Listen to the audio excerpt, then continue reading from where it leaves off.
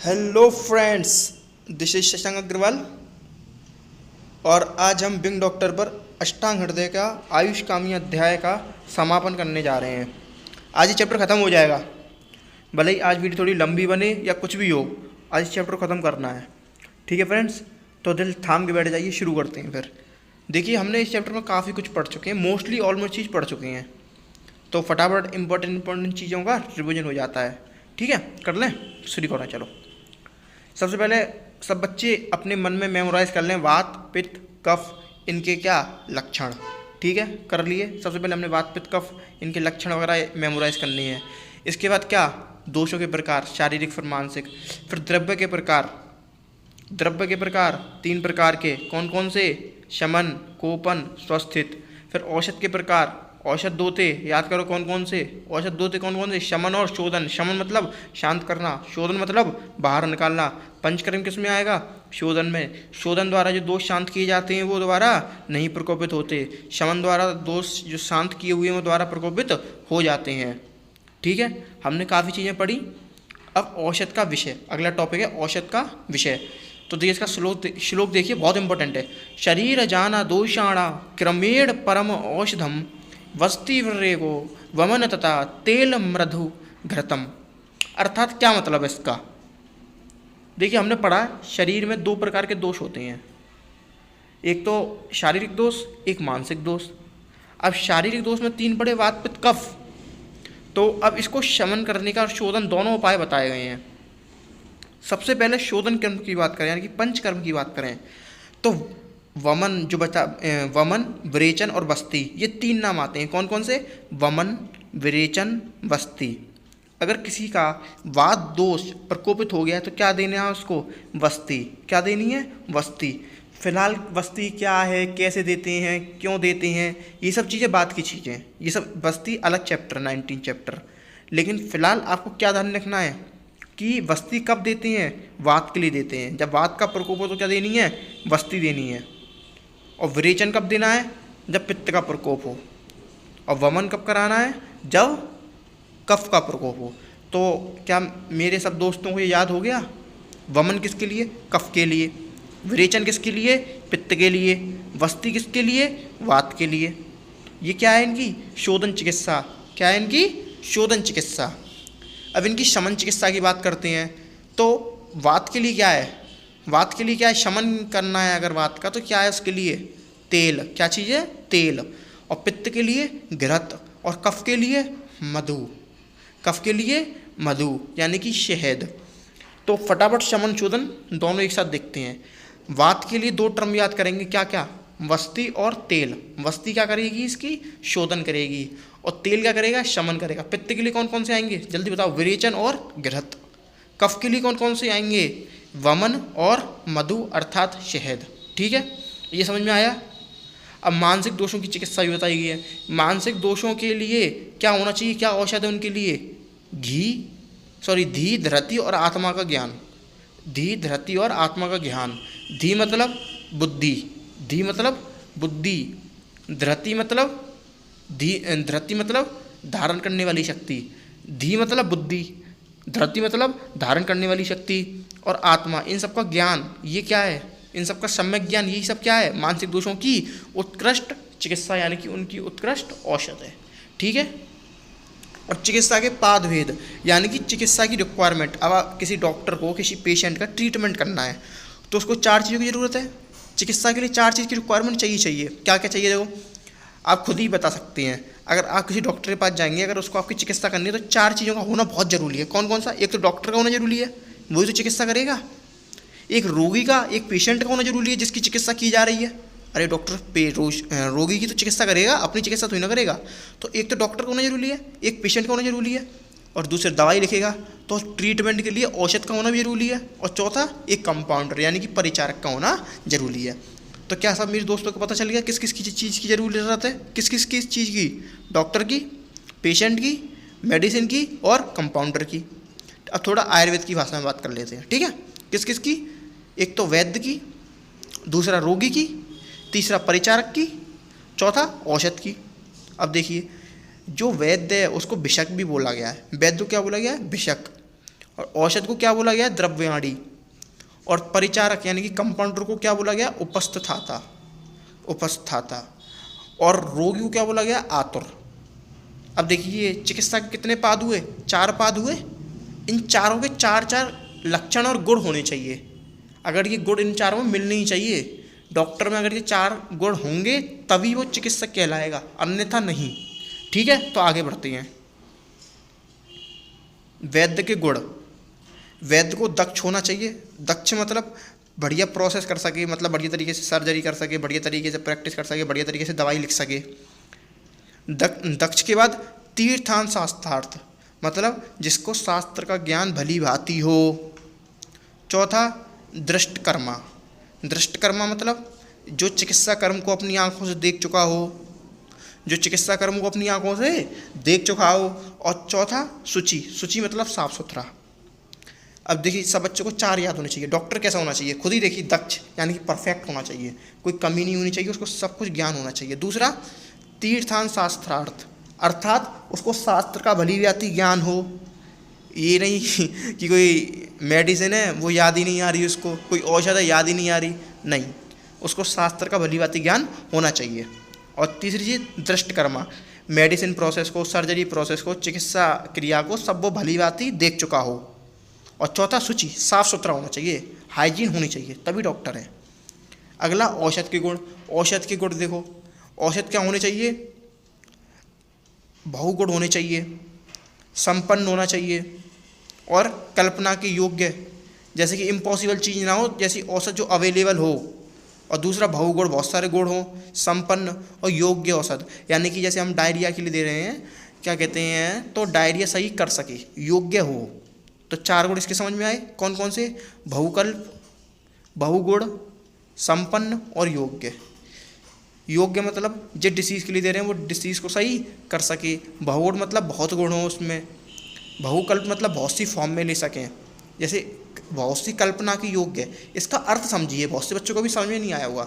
बहुत सी कल्पना की योग्य, उसको पी सकें, उसको चाट सकें, उसको निगल सकें। जैसे आती है ना, क्या कहते हैं, बहुत से लोगों को इंजेक्शन से डर लगता है तो बहुत से लोग टैबलेट लेना पसंद करते हैं, काफ़ी लोग कफ सिरप लेना पसंद करते हैं। तो इसी प्रकार से बहुत सी कल्पना की, अर्थात बहुकल्प, यानी कि काफ़ी सारी फॉर्म में अवेलेबल हो, उसका पाउडर बना के, चूर्ण बना के, उसकी बटी के रूप में, काफ़ी रूप में उसको लिया जा सके। बहुगुण, एक गुण ही ना हो, बहुत गुण हो उसमें। तीसरा संपन्न, संपन्न होनी चाहिए वो उन गुणों से। और चौथा योग्य, उस औषध, वो जो औषध दे रहे हैं हम, वो उस रोग को चिकित्सा करने में संपन्न हो, यानी कि उसकी लायक हो, उसे देने से दोष शांत हो जाए। अब इसके बाद परिचारक यानी कि कंपाउंडर के क्या क्या लक्षण होना चाहिए? नंबर 1, रोगी से स्नेह रखने वाला, अर्थात ये नहीं रोगी से क्या कहते हैं गुस्सा कर रहा है, उस पर चिल्ला रहा है, उसके ढंग से ख्याल नहीं रख रहा, उससे रोगी से स्नेह करे। दूसरा शुचि पवित्र, अर्थात साफ सफाई, हाइजीन होनी चाहिए उसमें। तीसरा दक्ष, दक्ष अर्थात परफेक्ट।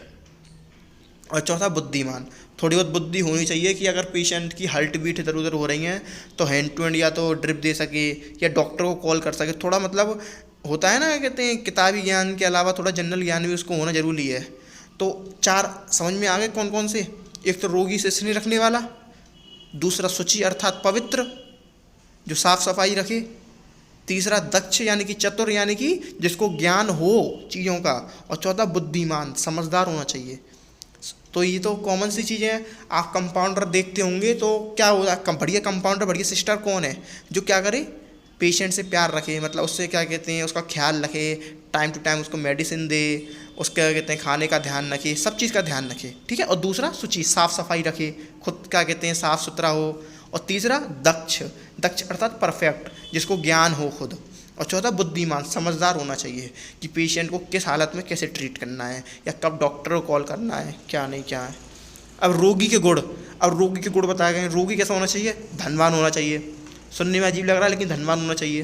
भाई खर्चा कौन उठाएगा? डॉक्टर थोड़ी ना देगा जेब से, आप थोड़ी ना देंगे। कोई क्लिनिक पे आपके पेशेंट आ रहा है तो आप अपनी जेब से थोड़ी ना दवाई दे देंगे उसको। तो कैसा होना चाहिए? धनवान होना चाहिए।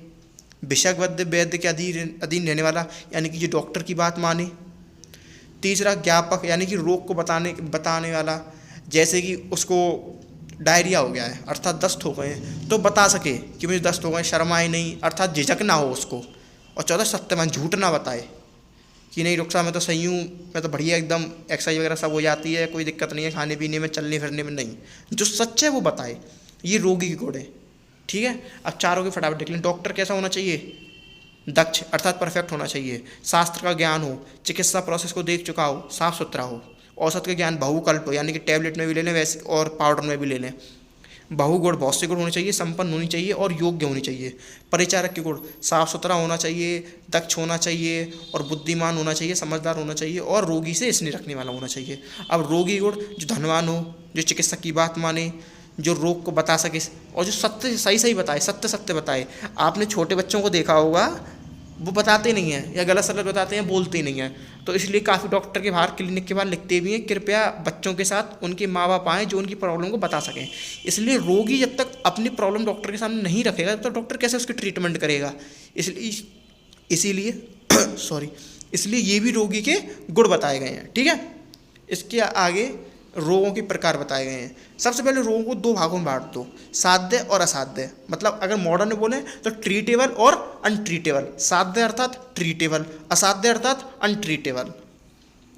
अब फिर इन दोनों के दो दो प्रकार हो जाते हैं।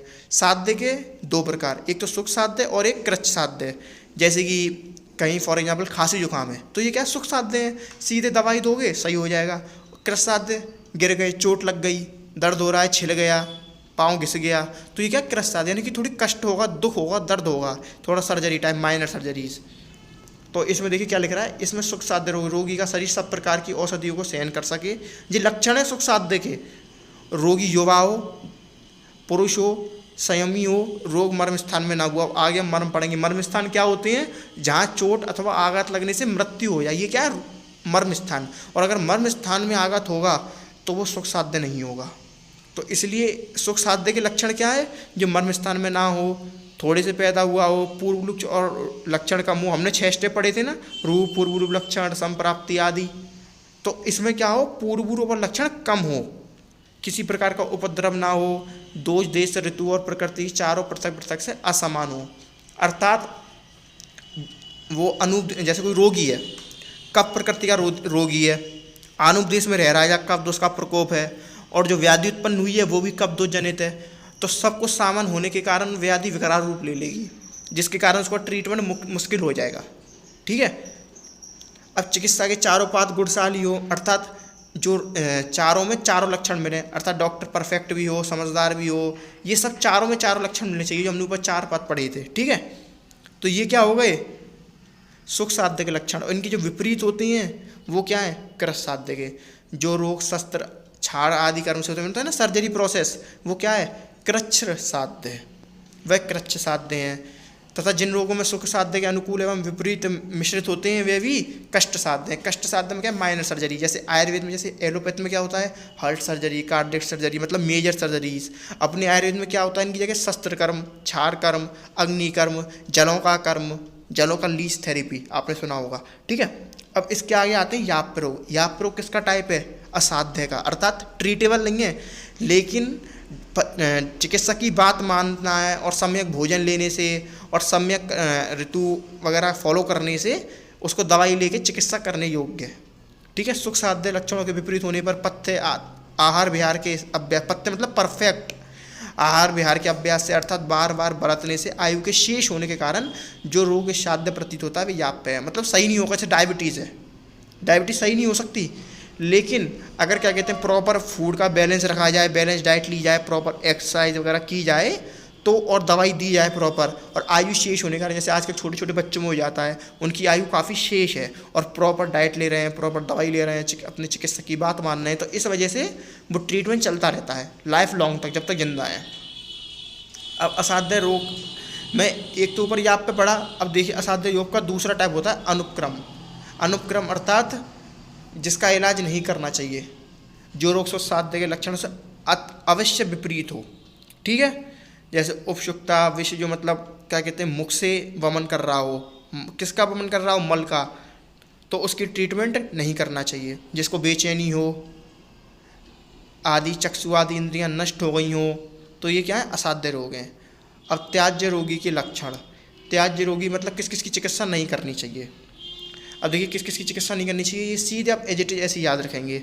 जिसको डॉक्टरों से नफरत हो, जो राजा महाराजाओं से द्वेष करता हो, जो अपने खुद से दोष करता हो, जो जिंदा रहना ही नहीं चाहता, जो सुसाइड वगैरह करना ही चाहता है, जो अपनी जान की कीमत ही नहीं समझता, उसकी ट्रीटमेंट करके भी क्या कर लोगे। जिसके पास चिकित्सा के साधन नहीं है, जो काम में फंसा है, जिसे अवकाश नहीं, वैद्य की आज्ञा को नहीं, जो डॉक्टर की आज्ञा को नहीं माने। जैसे मैंने ऊपर रोगी के लक्षण बताए भी था, धनवान होना चाहिए, डॉक्टर की बात माने। तो जो हमारी बात ही नहीं मानना, चिकित्सा की बात ही नहीं मानना, उसकी चिकित्सा नहीं करनी चाहिए। मनमानी करता हो, जिसकी आयु समाप्त हो गई हो अर्थात अति वृद्ध है, तो उसकी चिकित्सा नहीं करनी चाहिए अपने क्लिनिक में। जो ज़्यादा क्रोधी हो कि अगर सर्जरी वगैरह कुछ बिगड़ गई, ट्रीटमेंट बिगड़ गया तो डॉक्टर भी मारने लगे, नहीं, इनकी चिकित्सा करनी नहीं है। डरपोक हो, इन रोगियों की चिकित्सा ना करें। अब देखिए आगे लास्ट में सूत्र स्थान के 30 अध्याय हैं। अष्टांग हृदय में हमने बताया कि फर्स्ट ईयर में आपको सूत्र स्थान पढ़ना है, उसके 30 अध्याय हैं, 30 के नाम दे रखे हैं, तो आपको ये एज इट इज याद करने हैं। तो चलिए फ्रेंड्स, यहाँ पे प्रथम अध्याय समाप्त हो गया है, लेकिन एक मिनट और लूँगा मैं आपका।